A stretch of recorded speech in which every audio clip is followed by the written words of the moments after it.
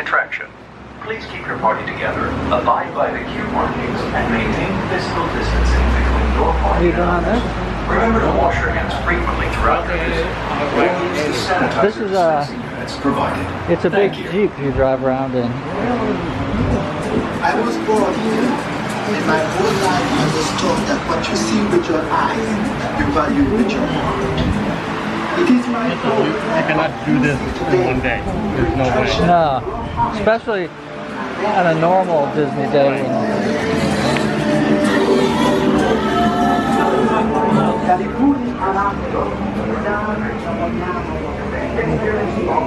What do you say?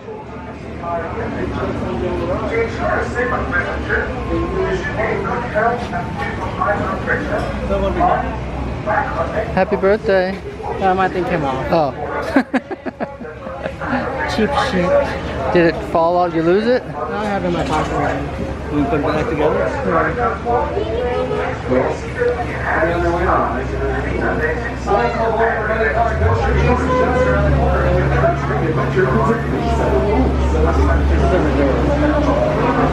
The biggest part.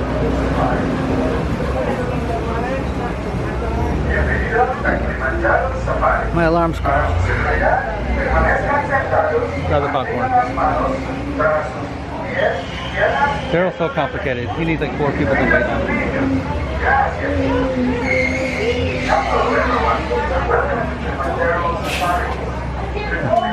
You wanna let go of this?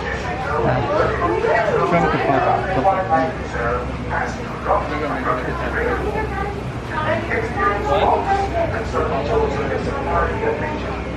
To ensure a safe and pleasant trip, you should be in good health, free from high blood pressure, heart, microbiome problems, motion sickness, or other conditions that might be bad or bring them harm to nature. Go ahead and take row 3. Mothers should not ride.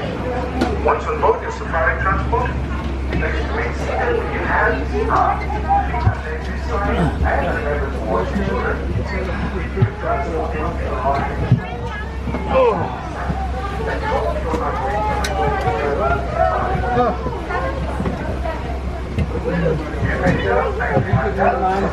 You have a bag with the popcorn? Yeah.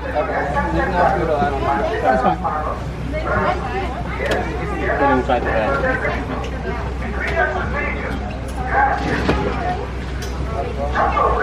I got a record outdoor. Alrighty, my friends in the truck, watch your hands, arms, feet, legs on the right hand side. Doors are sliding closed.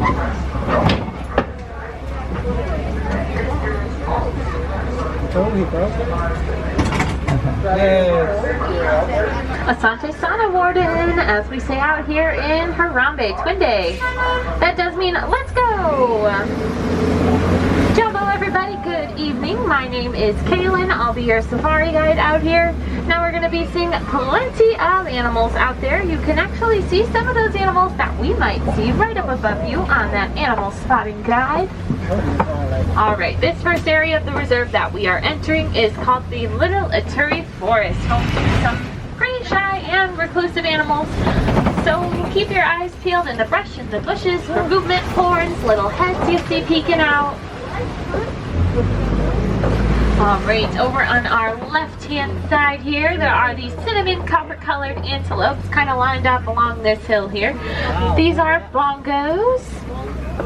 Now bongos have those horns on top of their heads, and both the males and the females are going to have those horns. And they're actually tilted backwards, so that way when they run throughout the forest, nothing hanging from any of the branches or any of the trees there will get caught on it. Pretty helpful. And that beautiful color on their fur is actually just like an oil that sits on the outside of it. So if one were to touch a bongo, your hand would actually turn that exact same color. And over on our right hand side there is a brown animal with some stripy legs all the way to the right over there. That there is an okapi. And then this one here by the water is a saddle-billed stork. Let's see what else we can find.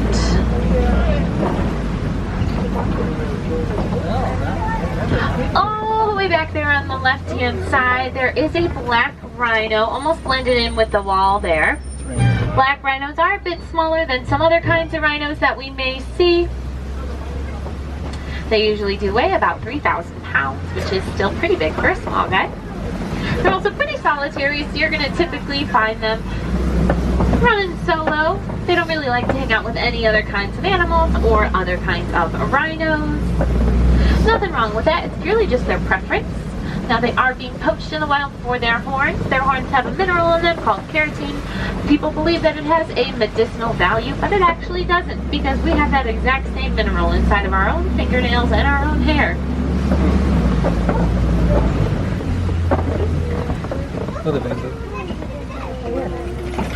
Not too much action over here. That's okay, we did get lucky. It looks like everybody was probably just hanging out right up in the front there.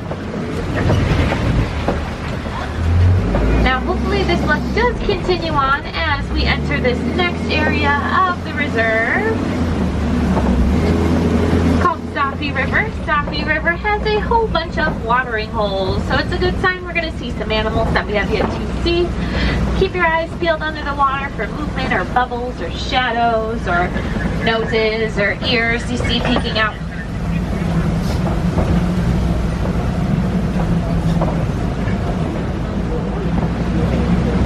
Not the Florida birds. There we go. On our left-hand side, there's one pretty close to the edge there, and there's also one out of the water. I'm going to pull over to the one that's out of the water because seeing them out is actually pretty rare. Because these are Nile hippopotamuses, and they actually do spend most of their day in the water. They're really only going to come out at nighttime if they want to feed, or sometimes during the day to sunbathe, or like this one here, potentially eating a little snack. Nope, maybe not. We decided we wanted to eat it. That's cool. They can actually hold their breath for about 8 minutes. It's a pretty long time.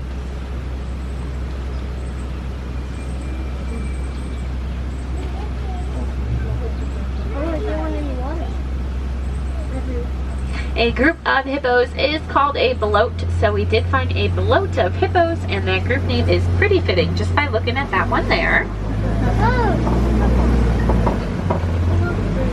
There's another one. It looks like it was just those. Oh, there's one kind of coming into the water back behind us. Oh well. Alright, as we're crossing this bridge here, down on our left-hand side, there are some Nile crocodiles. Looks like most of them are out of the water. There might be a few you'll see in the water. These crocs can actually grow to be about as long as a giraffe is tall. That's about 20 feet. You'll be able to see, it looks like maybe one or two of them lay there with their mouths open. That's okay. They're not waiting for food. That's actually how they keep themselves cool. Crocodiles don't have the ability to sweat, and so when their mouths are open, it's almost like their own little air conditioning system.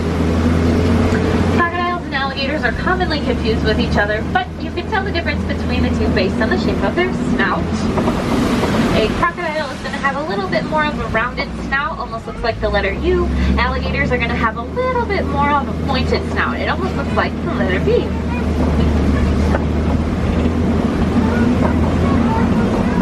Alright, I'm seeing these leaves a little bit higher up off of the ground, so it's a good time we're going to find some taller animals. But before we enter this next area, over there on our right, that is a baobab tree.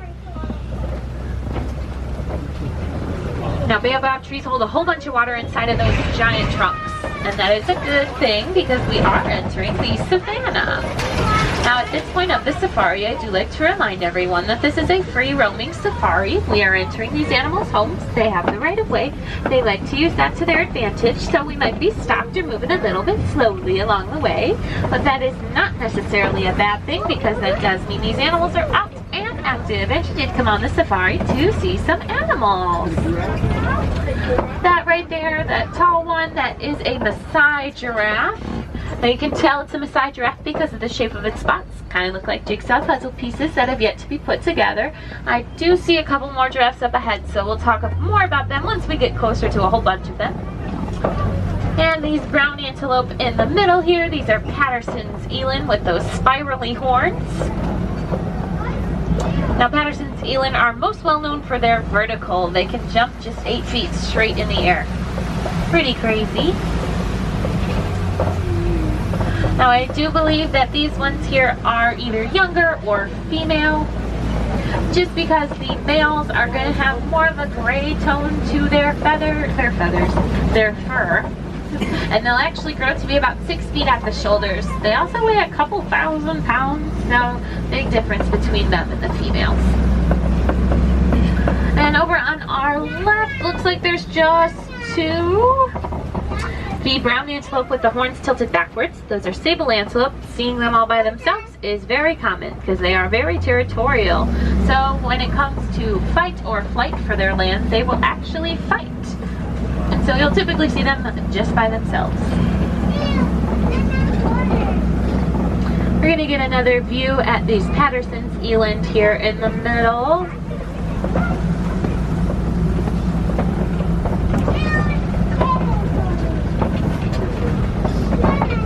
And that giraffe is moving more towards the middle too.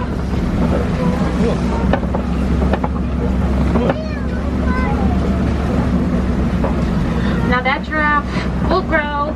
It might be 20 feet. It looks a little bit shy of it. But these giraffes grow to be about 20 feet tall. Their hearts will weigh about 25 pounds.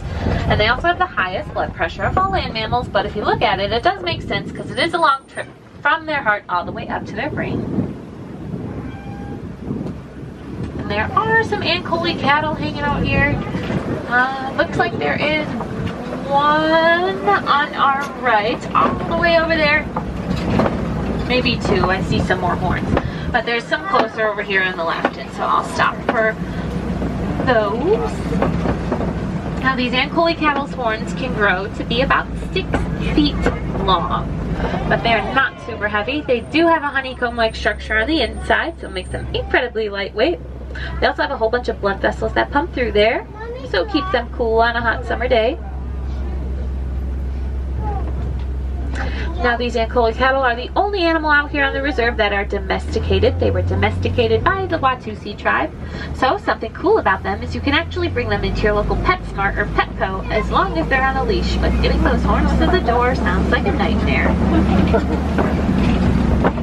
And there are a couple different kinds of antelope here on our right. The ones that look a little bit like s'mores with those marshmallow bellies there, those are springbok. And then the black and gray colored ones there, those ones are wildebeest. Now those springbok are fully grown. They are 3 feet at the shoulders.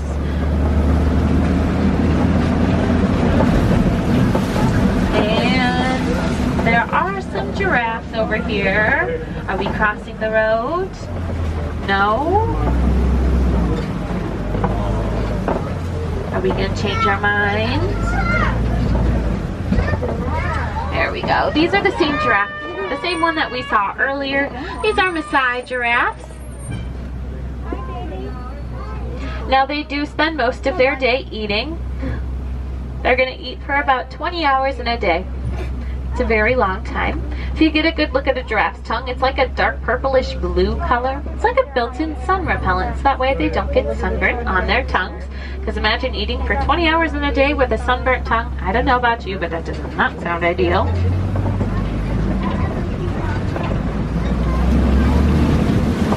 It does look like there's a tree knocked down here.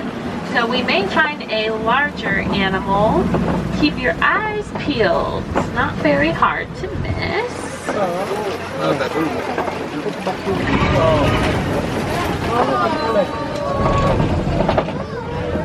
There we go. On our right-hand side, there is an African elephant. Now you can tell it's an African elephant because of the shape of its ear. Kind of looks like the continent of Africa.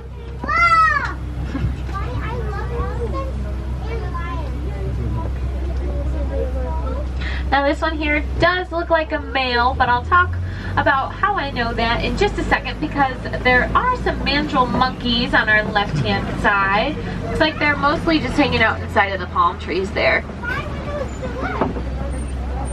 Mandrills are actually the largest monkeys in the world. Males will weigh about 100 pounds, females will be a bit smaller. They'll weigh only about 30 pounds.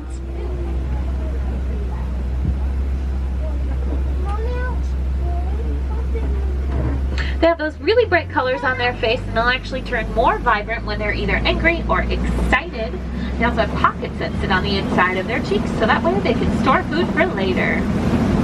Alright, let's talk more about that African elephant there. I could tell that that one there was a male because he does look like he's all by himself. Elephants do live in matriarchal societies, so they're run by the oldest and